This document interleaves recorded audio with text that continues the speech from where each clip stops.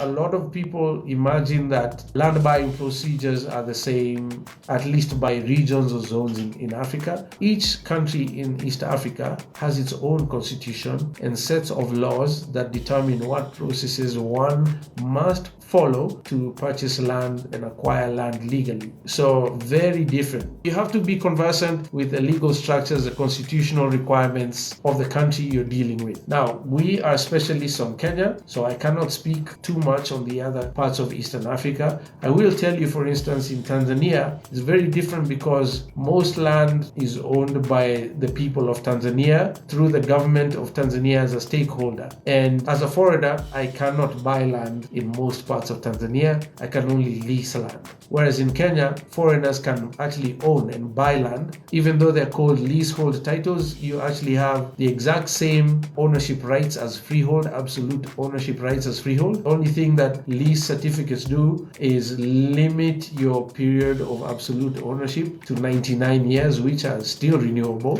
if you renew on time. But these are some of the key nuances and differences between land ownership in Kenya versus the rest of East Africa. And to avoid any hurdles, pitfalls, landmines, pun intended, make sure you work with a licensed advocate of that particular country. No shortcuts. Goshen.